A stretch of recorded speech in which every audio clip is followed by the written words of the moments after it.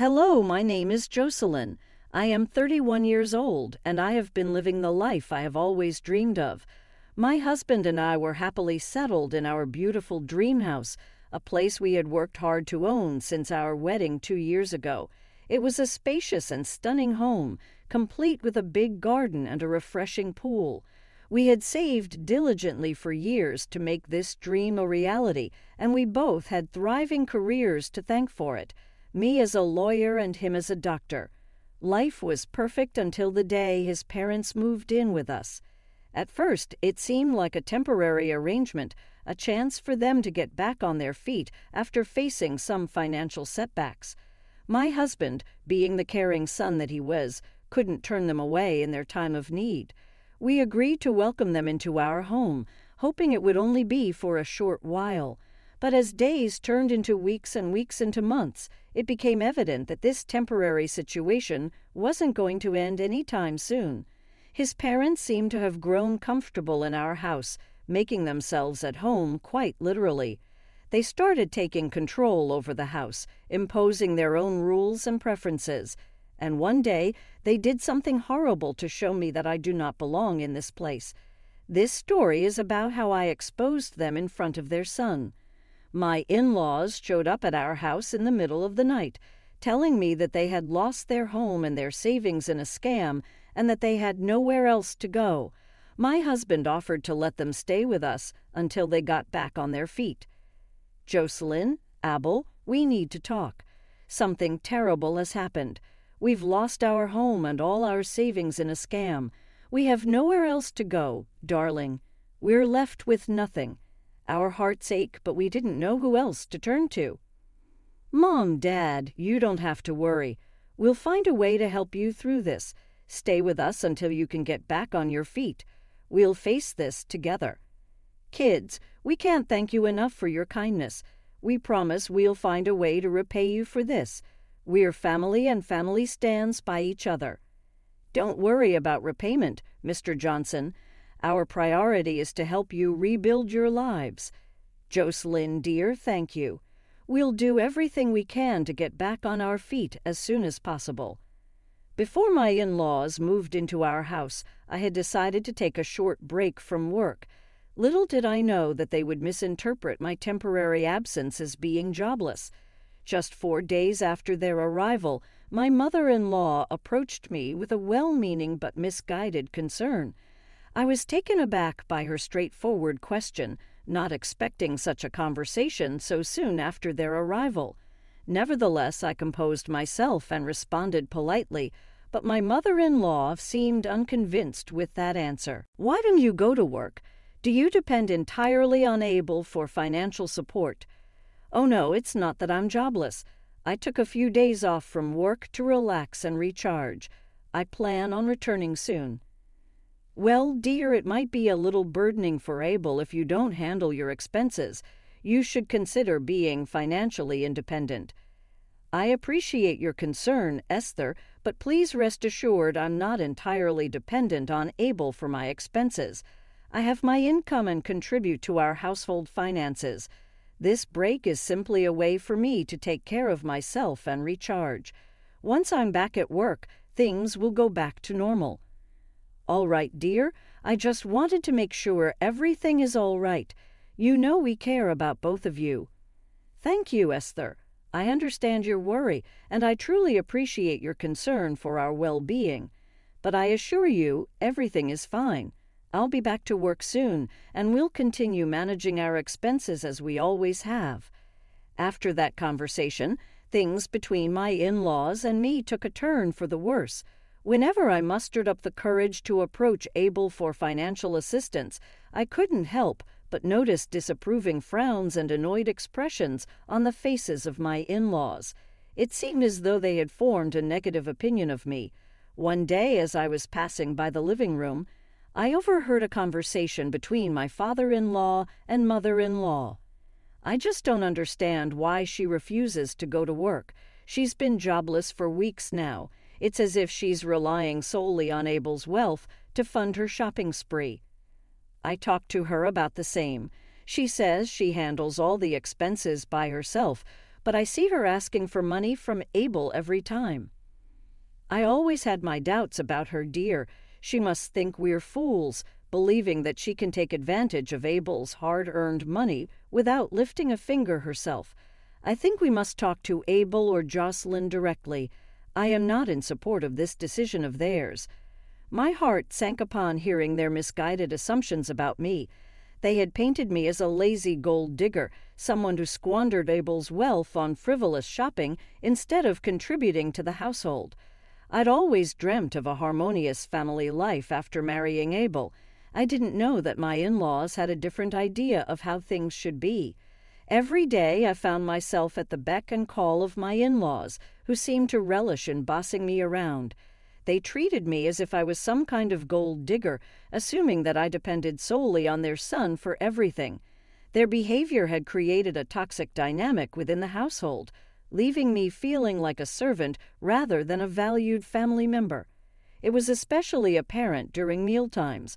While I tirelessly prepared all the meals, my mother-in-law and father-in-law would simply sit and relax, seemingly oblivious to my efforts. They expected me to cater to their every need, even going so far as to ask for a glass of water. It was as if they believed my purpose in the house was solely to serve them. Sometimes she'd tell me, "Jocelyn, dear, can you put mine and Charlie's clothes into the laundry? I'm very tired." "Sure, I'll do it," I would reply. Both of them would ask me to hand over a glass of water 7 to 8 times a day. The house looked like a complete mess, and even the maid was tired of their behavior. She'd have to clean the floors many times because my in-laws kept spilling something. I don't even want to get started on the noises. They'd turn on the TV and watch variety shows at full volume, which gave me a lot of headaches. Every time I'd sit in front of my laptop to check documents and case papers, my mother-in-law would ask me to get her something. Like this one time, "Jocelyn, dear, I have a little fever. Can you please get me some medicines?" "Esther, you can log into an online pharmacy app. They'll deliver in half an hour, which is exactly how much time it would take me to bring them myself." "That costs extra. You're over here doing nothing, just scrolling through your laptop. Why can't you get me my medicines? You are seriously so lazy." "Esther, I'm over here checking some important documents. You and Charlie are the lazy ones here." "How dare you talk to me like that? I am your mother-in-law, and my son is the one who's paying for you. You should listen to everything I say." "Your son is also my husband, and we built this home together. He agreed to pay for me, just like he's paying for you while you sit here and relax." "Oh my God, you are so disrespectful and ungrateful." The once harmonious atmosphere began to fray at the edges. Their presence brought tension, and our once happy home felt suffocated. Their constant interference and unsolicited advice started to create a rift between my husband and me.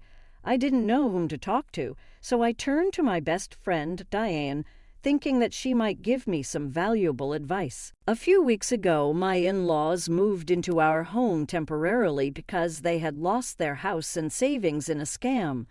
You won't believe it, but it turned out to be an absolute nightmare.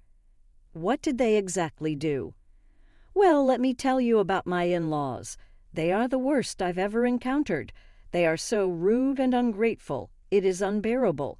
They treated me like a servant and a stranger, constantly bossing me around and criticizing everything I did. It feels like they think they own the house and everything in it. That sounds awful. How do they behave?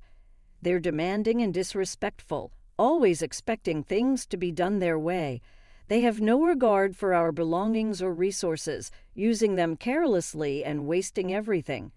Our house is constantly noisy, messy, and filled with unnecessary trouble caused by them. That must be incredibly frustrating to deal with. You have no idea. It's like living in a constant state of chaos and stress. Their behavior makes me feel devalued and unappreciated. I can't believe how they could treat someone like that, especially their family member. I'm so sorry you had to go through that. Did you ever confront them about their behavior? I tried to address the issues, but it only made things worse. Since I'm on a break from work right now, they think I am jobless and depend on Abel for everything. I have my savings and Abel is my husband. Of course, I'd ask him for money. He married me. They constantly disrespect me. My dream home is becoming a nightmare for me. Jocelyn, why don't you talk to Abel about it? He should understand that his parents are in the wrong this time. Yes, I think so. I should talk to him. One evening, as we sat in the living room, I gathered the courage to speak my mind. Honey, don't you think it's time your parents found their place? It's been months, and I miss having our space to ourselves. I know, but they're still not financially stable. I can't just ask them to leave. I'm not saying we should abandon them, but we deserve our space too. This was our dream house, remember? It's just about a few days. They'll leave soon. As the days passed, my frustration grew. The once joyful conversations at the dinner table turned into tense silences. My husband's attention shifted, and it felt like I was slowly losing him to his parents' demands. Then, one day while my husband was at work, his parents requested a serious conversation with me. They asked me to sit down, their faces stern and disapproving. It was a conversation I never anticipated. Listen, we need to talk. We've reached a decision, and we believe it's time for you to leave. Yes, we don't like you or trust you. We feel like you're just using our son for his money. You're jobless, and we believe you're a gold digger. But that's not true. I love your son genuinely. I never married him for his money. I married him because I love him. We don't see it that way. We think you're a bad influence on him. You're not good enough for him, and he deserves better. We want you out of his life and out of our house. Consider this your 1-week notice. Can we talk about this? There's nothing to talk about. We've made our decision. But why? I don't understand. I love your son, and I thought we had a good relationship, and I remember I made it clear that I am not jobless.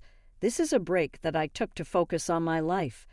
You may love him, but we don't believe you truly care for him. You're just after his money. And what kind of job allows you to take a month off? That's not true. I married him because I love him, not for his money. He was just a student when we first met. Oh, come on. We know your type. You saw an opportunity and took advantage of it. No, you're wrong. I've always supported him in his dreams. I never asked him for anything material because I'm capable of getting that for myself. And if you are forgetting, he is my husband, and I do have some rights on him. We don't believe you. You're just trying to manipulate him into thinking you're a good person. That's not fair. I've been nothing but kind and respectful to both of you. You may act nice, but we see through your act. You're a bad influence on him, and we won't stand for it. Can't we find a way to work things out? I don't want to lose my marriage. It's too late for that. We've already made arrangements for you to leave in a week. A week? That's not enough time. Please reconsider. No, our decision is final. You have 1 week to pack your things and leave. I can't believe you're doing this to me. I never thought you would treat me this way. It's for the best. You're not right for our son, and we won't allow you to ruin his life. You can't control our lives like this. We're adults, and we can make our own decisions. We know it's best for him, and he will thank us one day. Well, I won't leave without a fight. I love him, and I won't let you tear us apart. We'll see about that, but mark our words, you are not welcome here anymore. I couldn't help but laugh. They thought I was jobless, and the expressions on their faces clearly showed that they thought I had gone crazy. Well, let me set the record straight. I am not jobless or a gold digger as you might have assumed. I am a successful lawyer with a thriving career and financial independence. Is that so? And why do you think we'll believe you? You ask Abel for money every now and then. I think you are lying. No, that couldn't be further from the truth. In fact, I contributed equally to our household expenses and even helped pay for half of the house we used to live in. I have all the legal documents to prove it, but more importantly, despite the recent events, I want you to know that we have a loving and healthy marriage. We're happy together. Yes, we faced financial challenges, but our relationship was built on love and mutual support. Are you saying that you have a successful career? Honey, you're so delusional. Oh, is it me who's delusional, or is it you guys who are running away from the police? Their faces turned pale, realization dawning upon them. The comfortable mask they wore shattered, revealing their true nature. The weight of their actions began to weigh heavily on their conscience as they faced the impending consequences of their deeds. What nonsense are you talking about? Well, let me tell you something else. I discovered your little scam, and I've reported it to the authorities. You're not victims. You're criminals who have deceived and swindled countless people out of their hard-earned money. That's preposterous. How dare you accuse us of such things? Oh, it's not just an accusation. The evidence is overwhelming. The police are actively searching for you, and it's only a matter of time before you're caught. This can't be happening. We're respected members of society. Respected members cheating innocent people out of their money is anything but respectable. You thought you could get away with it, but justice will prevail. The law will catch up to you, and you'll face the consequences of your actions. This is outrageous. How could you betray us like this? We are your husband's parents. You betrayed me first by trying to kick me out of my own house, and now so many innocent people. I'll not stand idly by and watch you harm more innocent lives. The truth will prevail, and you'll be held accountable for your crimes. It was a misunderstanding. We thought you were a bad influence on our son. Yes, correct. I also think you are a bad influence on our lives, and I made sure to report it to the authorities. What? You're bluffing. No, I'm not. You're not victims. You're criminals who have cheated hundreds of people out of their hard-earned money. The police are after you, and it's only a matter of time before they catch up. This can't be happening. Just as our conversation reached its peak, a knock on the door interrupted us. I opened the door to find police officers standing there, ready to take my in-laws into custody. They had been tirelessly tracking them down for months, and were grateful that I had tipped them off. Are these the individuals you reported? Yes, officers. These are the ones. The police officers wasted no time. They swiftly handcuffed my in-laws and read them their rights, their faces turning pale with the realization that their actions had finally caught up with them. We've been after them for quite some time. Thank you for your cooperation. Your tip-off has helped us bring these criminals to justice. You're welcome, officers. I couldn't stand by while they continued to harm innocent people. It's good to see justice being served. With my in-laws now in police custody, I felt a sense of relief. The deception had been exposed, and they would now face the consequences of their actions. The police officers expressed their gratitude once more before escorting my in-laws away. Later that day, when Abel returned from work, I knew it was time to share the whole story with him. I laid out the details of his parents' financial misdeeds, not holding back any information. To my relief, Abel stood by my side, understanding the depth of their betrayal and the need for consequences. We'll get through this together. Finally, I was grateful that our home now belonged to us, and no one could invade our privacy once again. Our once peaceful life was back on track with his parents, serving time for their actions.